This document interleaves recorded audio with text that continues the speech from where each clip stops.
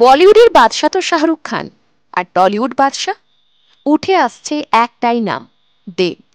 দাঁতে দাঁত চেপে লড়াই, সহ্য করেছেন প্রচুর অপমান। 20 বছরের চড়াই উতরায় হাজারো ঝড় ঝাপটা।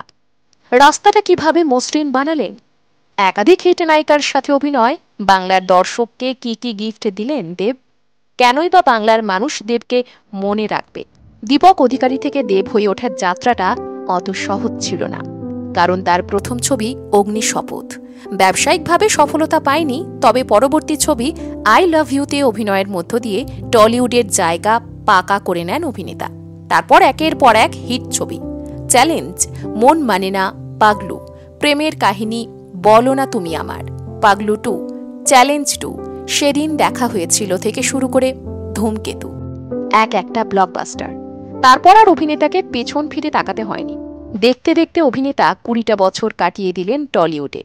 হাসি, কান্না, নাচ, অ্যাকশন সব মিলিয়ে তিনি আমাদের প্রিয় দেব হয়ে উঠলেন।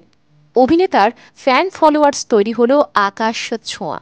দেব প্রথম দিকে কমার্শিয়াল অনেক ছবিই করতেন, সেখান থেকে বেরিয়ে শুরু করলেন ভিন্ন ধর্মী চরিত্র, বাস্তব কাহিনী, সামাজিক বার্তা একে একে তুলে আনলেন বড় পর্দায়।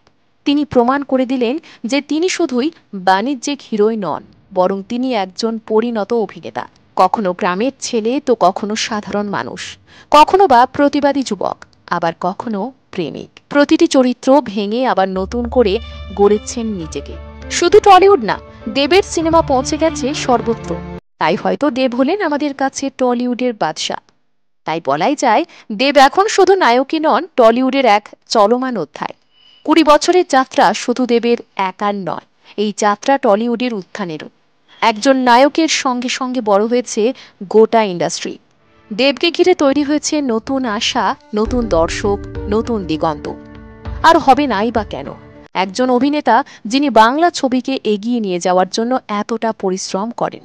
দেব একবার মঞ্চে বলেছিলেন যে 10 মাস ধরে তিনি দাড়ি কাটেননি শুধুমাত্র বাংলা সিনেমাকে এগিয়ে নিয়ে যাবেন বলে।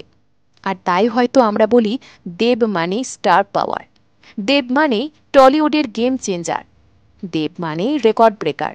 তিনি হলেন আইকন, সাথে প্রেরণাও। দেব কি শুধুই নায়ক, নাকি এক আইকনও? তাহলে কি দেবই টলিউডের সত্যিকারের বাদশা? আগামী দিনে টলিউডকে কোথায় নিয়ে যাবেন দেব? আপনার মতামত জানান কমেন্টে।